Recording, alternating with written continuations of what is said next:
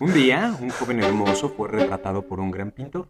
Con cada pincelada, el joven ingenuo pensó que estaba desafiando al más grande de todos los maestros, el tiempo.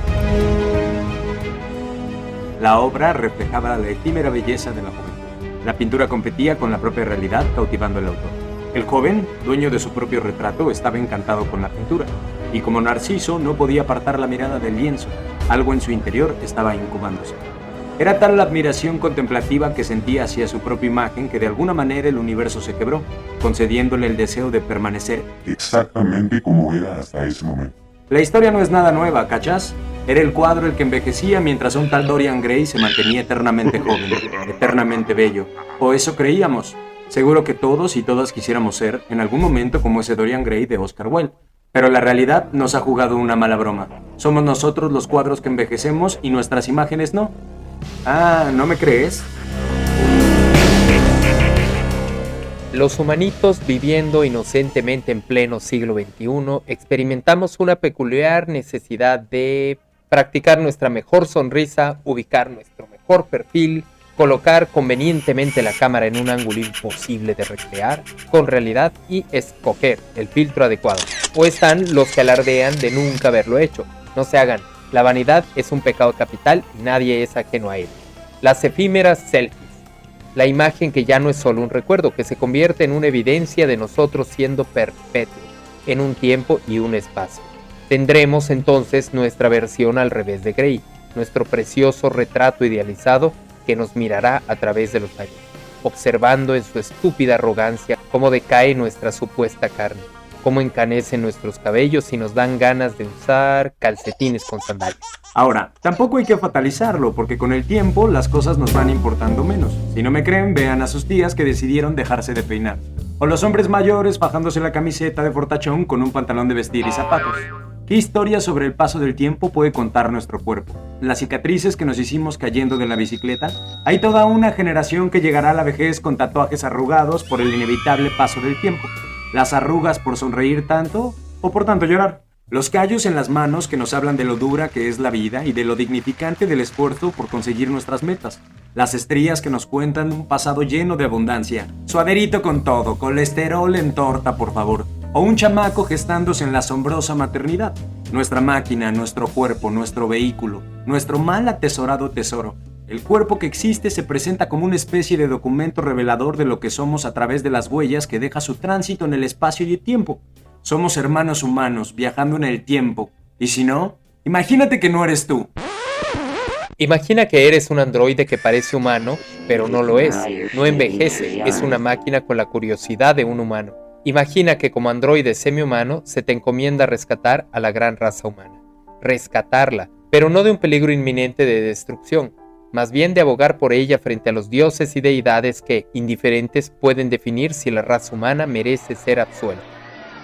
De repente te toca enfrentar a todos los dioses que han procurado la existencia de la humanidad. Krishna, Quetzalcóatl, el mismísimo Cristo por todos los tiempos. Se estima que la edad del planeta Tierra es de 4.540 millones de años. Los humanos tenemos apenas 200.000 años en ella, y todos sabemos lo prudentes que hemos sido para administrar los recursos. Después de todo este tiempo, ¿valdría la pena salvar a los humanitos? ¿Cómo le explicarías eso a cualquiera de los dioses? Después del desmadre que hicimos en un parpadeo del tiempo, ¿valemos la pena? ¿El tiempo... ¿existe el tiempo? Si nos tomamos un momento para analizarlo, ¿no estaríamos acaso validando su existencia? Porque nuestra conciencia no podemos separarnos de él.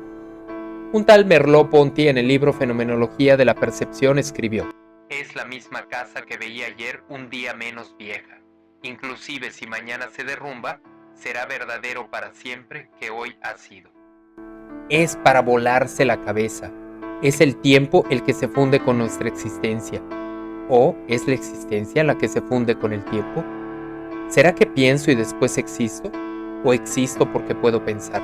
¡Qué horror! Nos pusimos filosóficos, pero qué mierda, de banalidades se habla mucho. Mejor disfrutemos de un momento de pedante sofisticación. Prepárense un tecito caliente, un cafecito, tomen la taza levantando el meñique y repitan los 3 mantras mexicanos de la sabiduría.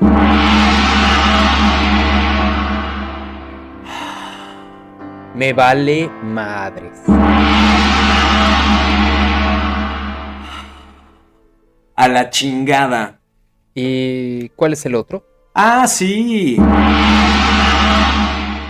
Me gusta leer Sin letras.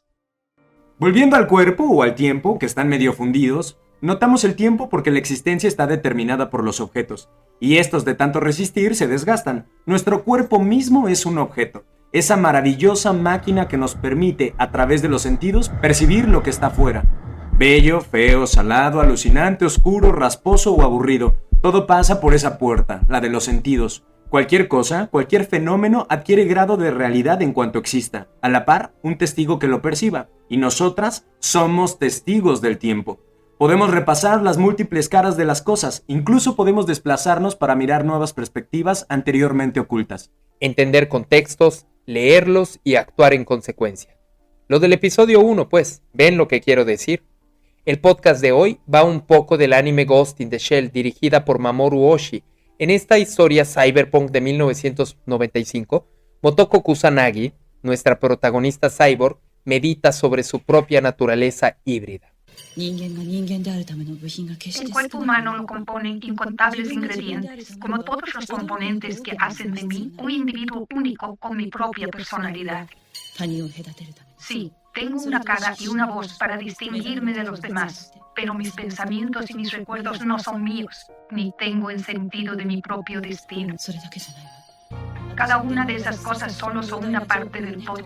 Yo solo reúno información para usarla a mi manera. Todo eso se funde en una mezcla que me forma a mí y da origen a mi conciencia. Me siento confinada porque solo puedo expandirme con límites. Es cierto que nuestra única herramienta de libertad sea también nuestra propia cárcel. ¿No les parece una paradoja incendiada de belleza y poesía? ¿O un rebuscado chiste inconcluso? Como cuando la película está buenísima pero el director no sabe cómo finalizarla. En la novela La Biblioteca de lo Imposible de nuestra escritora invitada Marijulia Ruiz Carbó, la mano, un personaje que es una mano que piensa y habla, nos entrega un antídoto casi ansiolítico de sus reflexiones y escribe: Para la unidad y los seres de luz no importa el tiempo, ni la vejez ni la muerte, porque ninguno de los tres existe. Y remata mencionando al amor como un sentimiento sin muerte, por lo que haciendo una regla de tres simple, si el amor no tiene muerte, tampoco tiene tiempo ni espacio, nos rebasa y atraviesa. Está más allá del tiempo y del cuerpo porque es todo el tiempo-espacio, como la radiación del fondo de microondas. Ah, y hablando de microondas y de no saber cómo terminar esta historia, ya cocinamos nuestro tercer episodio y agradecemos mucho la atención de parte de ustedes, privilegiados radioescuchas que nos han acompañado con atención, que han compartido este trabajo generosamente y nos apoyan con sus comentarios en redes.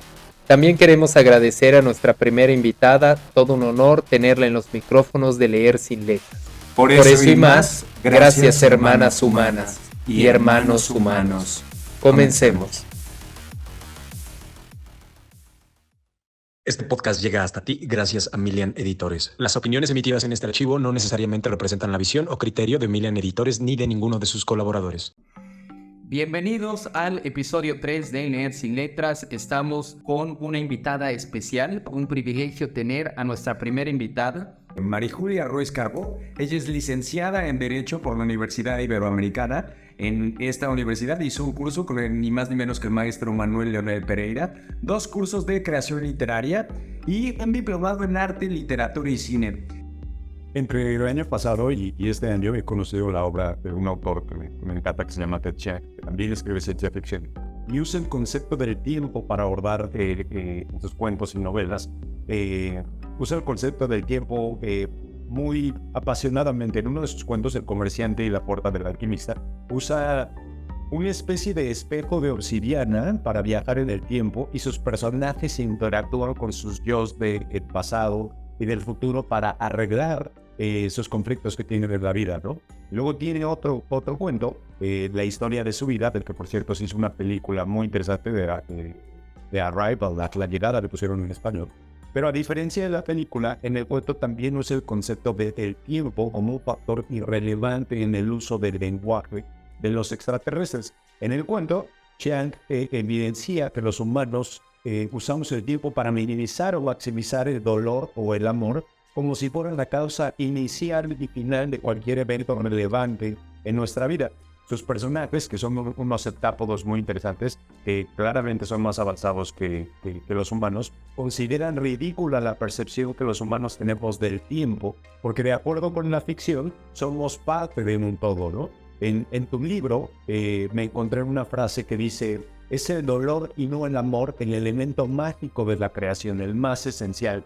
Me gustaría que habláramos del dolor, que del amor se habla ya muchísimo, y del dolor físico, del dolor existencial, el emocional, y vaya, me parece que es una palabra interesante que deberíamos platicar, ¿no? ¿Por qué consideras que el dolor es tan importante en tu obra? Mira, bueno, para mí el dolor es muy importante porque desde que nacemos, cuando nace un bebé, no nace sonriendo ni riéndose, nace llorando, ¿no? Entonces, asumo yo que no sabemos, que a lo mejor le cuesta mucho al bebé esa labor de parto, de llegar aquí, y viene con dolor. Además, nacemos de un fregadazo. También te dan Somos eyectados hacia la... Así es, y bueno, el bebé llora, ¿no? Y ya nace. Si yo, por ejemplo, lo pienso en mí, en estos 3 dolores que tú mencionaste, el físico, por ejemplo, hace 2 años me caí, me rompí mi rodilla, y esto pues yo te lo pongo como un dolor físico. Un dolor emocional sería la pérdida de alguna pareja, que también le he tenido.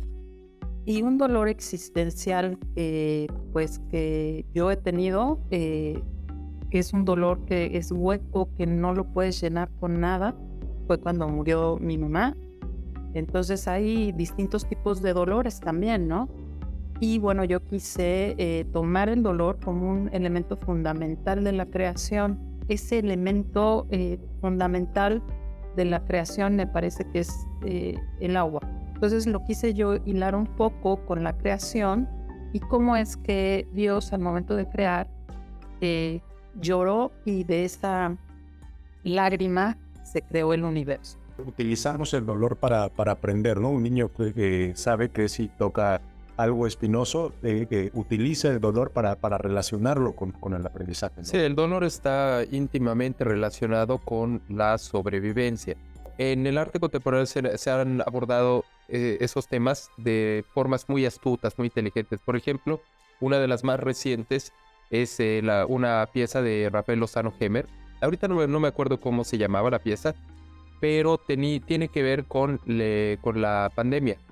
Entonces, cada persona que hubiera perdido a un familiar por COVID podía mandar la fotografía vía electrónica a una base de datos. Esa base de datos le otorgaba una cita en la que la persona podía estar atenta a una página donde estaba siendo filmada una impresora 3D que en vez de usar tinta usaba arena. Entonces imprimía la imagen de aquella persona que había fallecido, y luego la misma pantalla, por algún mecanismo, se levantaba para hacer caer o barría toda la arena poco a poco. Le regalaba al usuario el video de todo ese proceso, que tiene que ver con la construcción de una imagen, y así como la arena, en un sentido muy poético, muy metafórico, también con el viento se desvanece lo mismo que la vida, o aquel grano de vida que es tan vulnerable y tan frágil como nos lo ha hecho ver la propia pandemia. Entonces, el dolor tiene que ver con la parte opuesta al placer. En tu novela hay un enfoque íntimo con el dolor. Entonces, el dolor es importante en tu obra. Coméntanos un poco más. ¿Qué relevancia y por qué le diste tanto énfasis? Sí, mira, yo, si me permites, voy a leer un poco un fragmento que yo escribí sobre el dolor. El dolor es lo que nos marca, es lo que nos hace caer, es lo que destruye, lo que causa caos, pero al mismo tiempo es la construcción de lo que viene. Es la fuerza interna que nos enfoca, que nos remueve y nos da impulso. Entonces, para mí es muy importante el dolor, porque al final del día el dolor lo que hace es, te da ese impulso de seguir adelante, te saca, es lo mejor de ti para mí, ¿verdad? Te saca eso que tienes dentro que duele, hace que tú vibres y digas, puedo ir un poco más allá, ¿no? Quiero descubrir después de este dolor quién soy, a dónde voy, qué puedo hacer con ese dolor. En mi caso, el dolor me ha ayudado en mi vida, y por eso quise hacer esta novela, darle una construcción diferente al dolor. Mucha gente piensa a lo mejor que el dolor no es algo parte y todo el mundo, nadie quiere sufrir, pero el dolor es lo que nos da nuestra esencia, es algo intrínseco a nosotros, ¿no? Es como esta dualidad de positivo, negativo, femenino, masculino, dolor y alegría, es intrínseco, y en algunas últimamente, porque no siempre, se ha estado descartando la idea del dolor como algo valioso. ¿Por qué es valioso? Porque aprendemos, ¿no?, del dolor, de alguna pérdida, aprendemos que tenemos que valorar a los que nos quedamos aquí y que se quedan con nosotros. Por ejemplo, de la caída que yo tuve, aprendí que me puedo volver a levantar, que no importa caerme, me puedo caer muchas veces, pero me puedo volver a levantar. De una caída emocional también, si pierdes una pareja puedes encontrar otra, pero sí tienes que vivirlo para saber qué es lo que trae detrás ese dolor. Por eso para mí es muy importante el dolor, eso lo quise yo reflejar en mi obra. Claro, es como si pasando el dolor encontráramos una mejor versión de nosotros mismos en todos los sentidos. O sea, cuando haces ejercicio, te dicen, si no duele, no sirve, ¿no? Cuando tienes no pain, no gain. Claro. Cuando tienes una ruptura amorosa, igual creo yo que la idea sería encontrar una mejor versión de nosotros mismos detrás del dolor. Y sí, efectivamente, pienso que hay una como romantización, más que romantización, como esta necesidad imperiosa de omitir el dolor de la vida porque el dolor es malo, cuando realmente el dolor construye, ¿no? Y te voy a decir una cosa, el dolor a nivel artístico, pues es lo que más vende, ¿no? Yo creo que un Oscar, por ejemplo, se lo gana siempre alguien que protagoniza una película donde hay drama, donde hay dolor, donde hay el drama. Exacto. Y vende más que la comedia. ¿Por qué? Porque el dolor nos llega profundo, nos mueve fibras internas muy, muy valiosas para nosotros y nos hace ser lo que somos. Y definitivamente nos construye, sobre todo por la relación que tiene con la vulnerabilidad y con la fragilidad con la que nos vemos familiarizados, ¿no? El dolor tiene pues connotaciones, muchas aproximaciones, muchas connotaciones, es muy interesante, tiene por supuesto un capital cultural con el que lo procesamos y lo vamos traduciendo, no necesariamente tiene que ser, como mencionabas, tener una connotación negativa, por el contrario, podemos tomarlo como una herramienta necesaria. Hay, entre los budistas hay un precepto que dice sobre el aprendizaje, se puede aprender de 3 maneras. La primera, la más dolorosa, la segunda, la más inteligente y la tercera, la más sabia. La más dolorosa es por experiencia, es cuando el niño le dices que no y va y se cae, claro. Se cae o mete la mano a algún lugar. La segunda es cuando entiende, ya vamos creciendo y entendemos, no vayas por esa calle o no te conviene tomar tal o cual decisión, ¿no? Y la tercera es por meditación, en donde entendemos por intuición y tal vez es ya un poco la más metafísica. Pero bueno, cambiemos de tema. Hablemos de algo muy importante que tiene que ver precisamente con las connotaciones. La palabra, que si no fuera por la palabra, los que nos están escuchando no podrían entenderme, porque todos hablamos y escuchamos en español, independientemente de que sepamos otros idiomas. Y si no fuera por la palabra, no podrías habernos compartido este texto tan interesante. Entonces, la palabra no solamente es importante para nosotros, para la construcción de nuestra realidad y para la propia autoconstrucción de nuestra propia conciencia, sino en cuanto al significado para compartir información. Hablemos de la palabra. Hay una frase que rescato de tu novela que dice: al dejar atrás la lectura, el hombre está olvidándose de la palabra. La palabra y el significado van de la mano. De hecho, la realidad, como comentaba, según los constructivistas, se hace a partir de la experiencia. Y esta a su vez se codifica a partir de los pensamientos, del lenguaje. Entonces, ¿qué nos dices de esta afirmación? La encontramos en ese fragmento de tu novela. Así es, para mí la palabra es fundamental. Un libro impreso para mí es, además de cultura, conocimiento, es comunicación, es lo que nos hace ser lo que somos hoy en día. Yo tuve la oportunidad de ir a visitar a una amiga mía en Italia y había una exposición que se llamaba Lux in Arcana. Aquí traigo yo un libro, si me dejan enseñárselo. Claro. Lux in Arcana, muy bonito el libro. Pero yo, ¿por qué me traje el libro? En realidad lo que era bellísimo era la exposición de todos los personajes que guarda en la Biblioteca del Vaticano. Entonces yo vi libros de Lutero, de Galileo, emperadores chinos. Era maravilloso poder ver esas letras, me estaban hablando. Wow. Entonces fue una cosa impactante para mí, fue una cosa maravillosa. Son libros que muy rara vez los deja el Vaticano, los enseña, los muestra.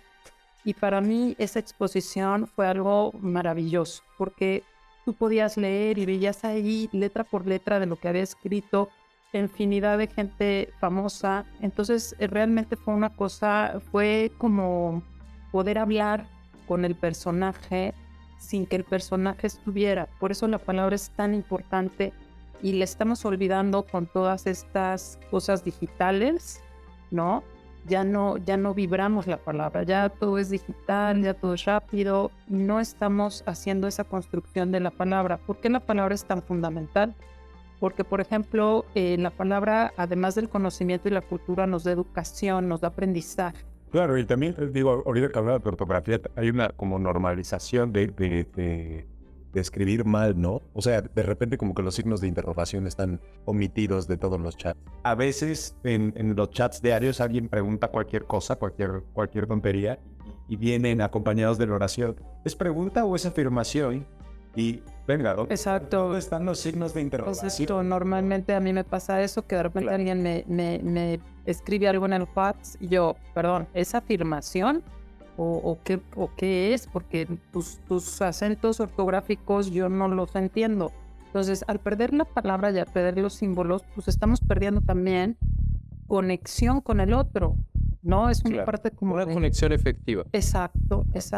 Sí, porque tiene que ver con la precisión de lo que uno quiere comunicar. Exacto. En la carencia del manejo del lenguaje, también se carece de la precisión para poder compartir lo que uno quiere decir. Entonces, la diferencia entre me gusto y me gustó solamente es un acento, pero tiene implicaciones totalmente distintas, ¿no? Claro. O en que falte una coma o sobre una coma. Exacto. Vamos a comer niños o vamos a comer, coma niños. Exacto. Sí, es interesante. A todos nos ha pasado, seguramente a todos nos ha pasado que hemos malinterpretado mensajes escritos o que nos hemos perdido por malas indicaciones cuando hemos pedido algún tipo de dirección o para llegar a algún lugar, porque nos dicen a la derecha, pero a la derecha es relativa, porque depende, si nos estamos mirando, tu derecha es mi izquierda. Así es. Y tu arriba y es abajo. Entonces, sí, efectivamente. Pero hice una cara cuando estabas conversando sobre la ortografía, porque hay ciertas contracciones y hay ciertas economías del lenguaje escrito que facilitan la velocidad de la transferencia de información. Por ejemplo, escribo porfa con una X y un fa y no escribo por favor con todo completo, que es un error. Por supuesto, no es un texto académico, no lo escribiría en una tesina, en una tesis o en un ensayo a publicarse. Pero en un WhatsApp, pues sí, lo escribo, ¿no? Escribo porfa y no le pongo el signo de interrogación o de admiración al inicio, porque si lo pongo al final ya se sobreentiende. Entonces son estas flexibilidades también que tiene el lenguaje dentro de la comunicación ordinaria. Exacto. Ya en lo académico ya es otra cosa. Claro, pero el tema también es que hay personas que difícilmente escriben textos, deja todo académicos, o sea, realmente la capacidad y el hábito de escribir se ha perdido por completo. O sea, si el trabajo no demanda escribir, simplemente no lo vas a hacer. Y entonces esta simplificación que se hace por comodidad termina haciéndose vicio, ¿no? Y se termina normalizando y aceptando los errores ortográficos. Hace poco me escribía yo con una funcionaria digamos de mediana estofa del gobierno. Yo no podía creer que no sabía la diferencia entre I con H, sin H, con la H intermedia y el acento. Y estamos hablando de alguien que toma decisiones importantes, ¿sabes? O sea, es grave que estas cosas se normalicen y que escalen hasta ese punto. Pero ya me puse catastrofista como siempre. Pero regresemos a la escaleta. A la maravilla de la palabra. Si no fuera por la palabra, no tendríamos la posibilidad de disfrutar los textos y de poder hacer volar la imaginación con aquello que, aun cuando no esté escrito, se nos evoca en la mente, que es el famoso entre líneas. Es aquello que no lo leemos literalmente, pero que sí nos evoca y se nos manifiesta con potencia. Con potencia. Mira, a mí me gusta mucho leer. No sé, me gustaría que aquí en México se diera mucho más difusión a la lectura, porque la lectura te hace viajar, te hace volar, te hace llegar a mundos diferentes, extraños, te mueve lo que tienes en el cerebro, ¿no? Es también un órgano que hay que darle movimiento, si no se estanca, hay que hacer lo que sea creativo, hay que hacer lo que vea, que vayan a los museos, que vea obras, que oiga música, porque todo eso te llena y te llena principalmente el espíritu, ¿no? Yo tengo aquí un libro que me lo regaló una de mis mejores amigas y lo que me gustó fue al principio unas definiciones de libros. Si me permiten, voy a leer unas. Adelante, otra recomendación. Más de libros. El libro se llama El infinito en un junco y quiero leerles pues algunas definiciones. Muéstranos la portada, por favor. Aquí está. Ok. Y les voy a leer de algunas definiciones. Parecen dibujos, pero dentro de las letras están las voces. Cada página es una caja infinita de voces. Mia Couto, Trilogía de Mozambique. Los signos inertes de un alfabeto se vuelven significados llenos de vida en la mente. Leer y escribir alteran nuestra organización cerebral. Siri Husband, Vivir, Pensar, Mirar. Leer es siempre un traslado, un viaje, un irse para encontrarse. Leer, aun siendo un acto comúnmente sedentario, nos vuelve a nuestra condición de nómadas. De Antonio Basanta, Leer contra la nada. ¡Wow! ¡Qué belleza esa, eh! ¡Qué belleza esa última! Preciosa. Entonces, para mí, por eso la palabra es tan esencial. La palabra es lo que nos conecta, la palabra es lo que te hace sentir, lo que te hace vivir y te hace viajar, aunque no puedas ir a ningún lugar, tú ya viajas al momento de estar leyendo un libro. Parece que la gente tomara como por sentado que la palabra ya viene con la realidad, pero la palabra la adquirimos, o sea, no hablamos cantonés porque no hemos nacido en China, pero sí hablamos español porque hemos crecido en esta cultura. Y eso y esta versión cultural, esta faceta de la cultura, la aprendemos desde que somos bebés. Entonces no nos damos cuenta cuando aprendimos a pensar en español y cuando aprendimos a articular la realidad. Pero si se ponen a pensar, reflexionemos todos los que nos están escuchando, si no fuera por la palabra, ¿cómo entenderíamos el mundo? Lo entenderíamos señalando, en una versión sumamente abstracta. Las propias civilizaciones se determinan como civilizaciones a partir de un lenguaje escrito, que sobre eso hay controversia, pero de alguna manera le otorga la importancia a la palabra como signo. ¿Para qué? Para la comprensión de aquello que nos rodea. Entonces es tan importante, y más allá de que construya nuestra realidad, la puede hacer magnífica o la puede hacer también terrorífica en relación al contexto en el que estemos inmersos. Por ejemplo, escuchando tragedias, escuchando dramas, escuchando pesimismos, podemos construir nuestra realidad de esa manera. Podemos generar una especie de burbuja lingüística, y no me voy a poner muy saussuriano, pero tiene el lenguaje un peso muy potente en nuestra percepción sobre el mundo. Así es, la palabra es lo que te da la realidad que tú vives, ¿no? Como tú te enfocas en base a la palabra y en base a tus pensamientos que vienen de tus palabras, también cómo te hablas a ti mismo, cómo quieres ser tú mismo, qué es lo que te dices a ti mismo. Esas son palabras, y las palabras es lo que te hace ser lo que eres. Cuando nos decimos, bueno, algunas veces la gente, alguien que se dice, ay, no soy bonita, ¿por qué no? Todo es relativo. Tenemos que aprender a vernos con los ojos que queremos vernos a nosotros mismos, ¿no? Te tienes que decir cómo eres, cómo quisieras ser y hacia dónde vas. Y también es relativo, ¿por qué? Porque hay gente que, por ejemplo, puede triunfar desde muy temprana edad, hay gente que lo hace más avanzada, hay gente que estudia una carrera de edad avanzada, hay gente que estudia una carrera muy joven. Por eso para mí el tiempo es relativo, sobre todo en realidad en cuanto a los sueños que tenemos, ¿no?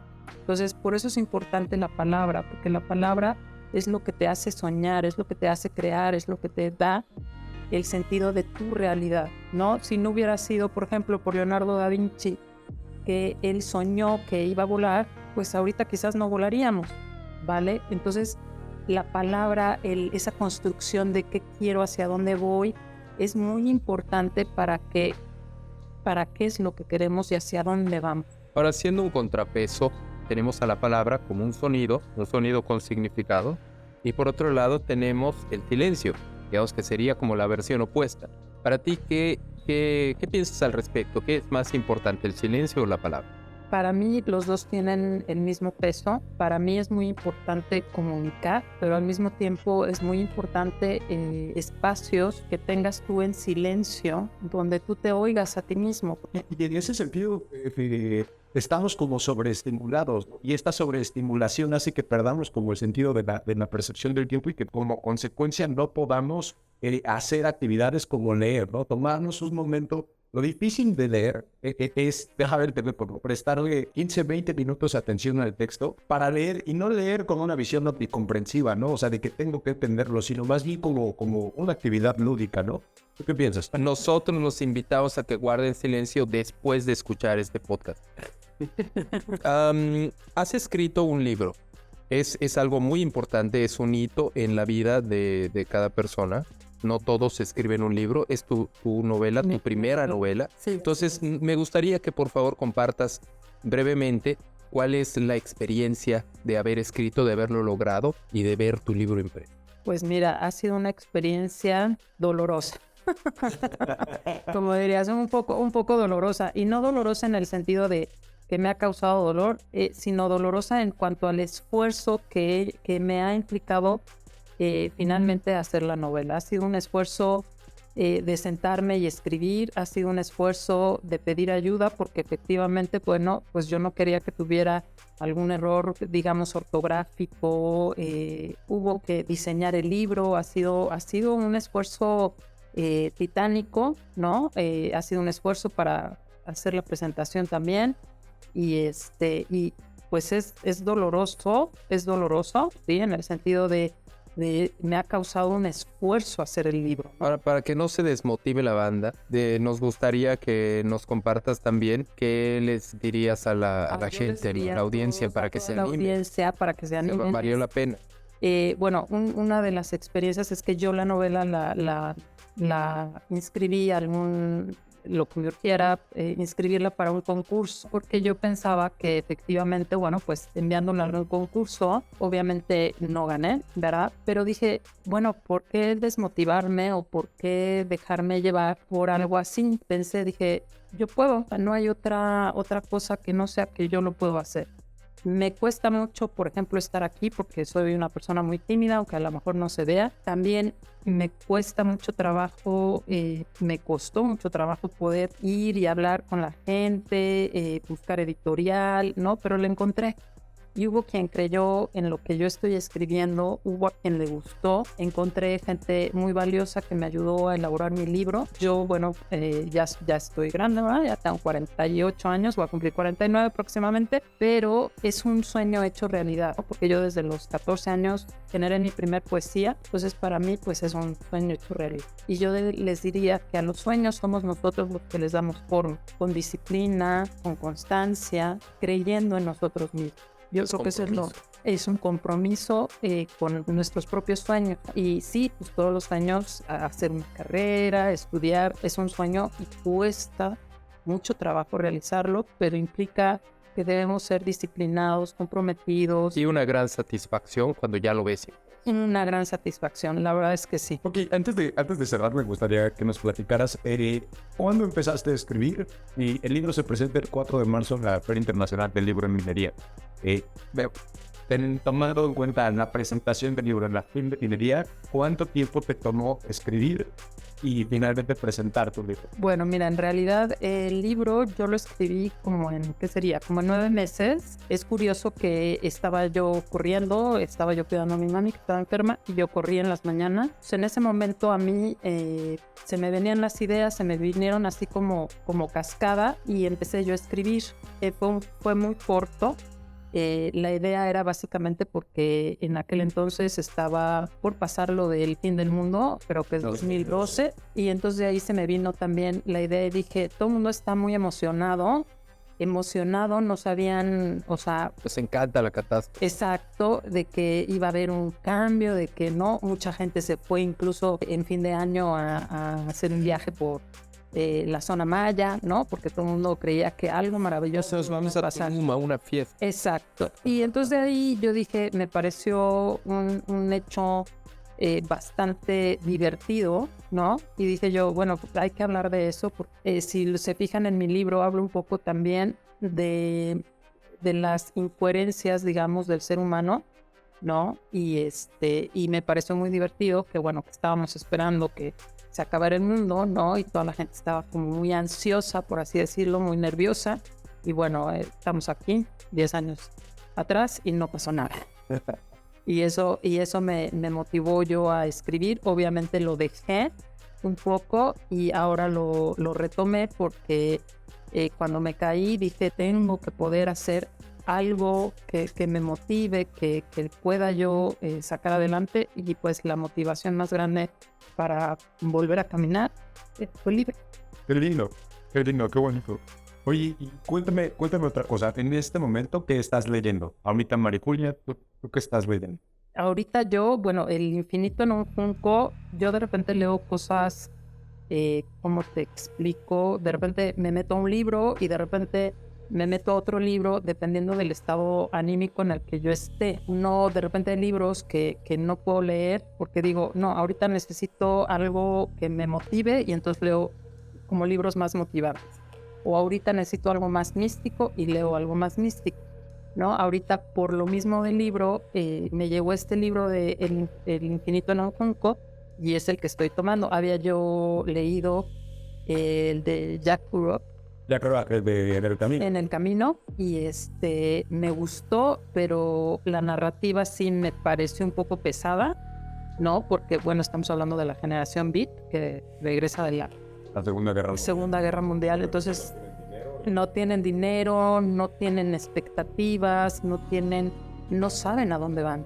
Son hippies de la posguerra. Exacto, entonces es un libro muy, muy famoso a nivel mundial, ¿no? Pero es un libro duro, porque te habla de la dureza de los personajes, de esas vivencias que están pasando esa generación Beat, y es duro leer. Y un poco indiferentes, ¿no? O sea, es muy indiferente, pero yo creo que estamos más indiferentes ahora, estamos más egoístas ahora, ¿no? Es esa indiferencia que dejó la guerra, pero es una indiferencia porque tiene cercana a la muerte.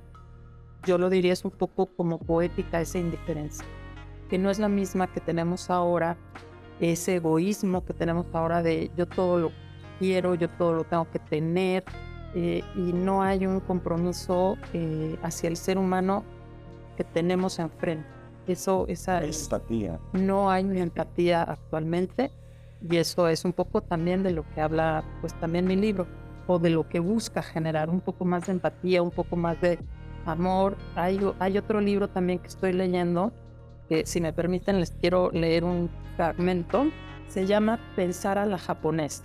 En Japón utilizan un término que se llama... Otra vez mostrarnos la portada. Ahí tiene a la ola de Kanagawa, de Hokusai. Es un grabado con técnica de ukiyo-e. Ok, se llama Omoiyari, la importancia de las emociones de los otros. El significado principal de Omoiyari es la sensibilidad de un individuo para imaginar los sentimientos y problemas personales de los demás. teniendo en cuenta sus circunstancias. Cuando los japoneses perciben la bondad de otras personas hacia ellos y creen en la sinceridad de sus sentimientos, pensamientos y actitudes, aprecian profundamente el omoiyari. Volviendo a la lectura, es interesante cómo hay diferentes tipos de lectura para diferentes contextos. En este sentido, quiero invitar a los que nos están escuchando, persuadirlos a que lean los libros, pero no en relación a esta idea que se tiene de empezar y terminar necesariamente un libro a la vez. Hay ocasiones en las que, así como cuando a veces nos regalan un licor, los que nos tomamos, y lo tenemos en el refrigerador, nos gusta tomar un poquito cuando hay una circunstancia especial. Hay libros que funcionan para abrirlos y leer un párrafo y volverlos a cerrar y guardarlos como tesoros en nuestra biblioteca. Hay otros que funcionan también porque nos atrapan, como tu novela, que de inicio a fin nos piden que sigamos leyéndolos hasta que acabemos, porque nos gustan los desenlaces. Porque tu novela es muy galopante, tu novela va avanzando, todo el tiempo están pasando cosas, ¿no? Es un libro que como On the Rock, en el camino de Jack Rock, que es un libro que requiere que te regreses, ¿no? Y que de repente la trama es tan compleja que no se va entendiendo, ¿no? Tu novela se avanza rápido, uno es testigo de las cosas que van pasando y digo, aprovechando el paréntesis, creo que es un excelente libro para comenzar a leer. Sí, definitivamente invitamos a los que nos están escuchando a que se acerquen a los demás episodios de Leer Sin Letras, que se acerquen también a tu obra, a la Biblioteca de lo Imposible y que se acerquen a las producciones que tienen Milian Editores. Correcto, visiten milianeditores.com, también pueden encontrar un capítulo gratis de la Biblioteca de lo Imposible en marijuliaruizcarbó.com. Muchas gracias, Marijulia, muchas gracias. No, gracias a ustedes por la invitación. Sí, es un placer haberte tenido aquí, es un privilegio que nos hayas compartido. No todos los días podemos tener la presencia de una escritora y enterarnos del esqueleto de sus textos. Así es, en este capítulo hablamos del tiempo, el dolor y la palabra, temas tan complejos como interesantes y tal vez ordinarios, porque todos estamos sumergidos en cada uno, excepto en el dolor. Muchas gracias, María Julia. ¿De qué? Gracias a ustedes. Nos vemos por allá en la Feria Internacional. Ahí los espero, gracias. 4 de marzo, por allá nos vemos. Chao, bye, adiós. Corte.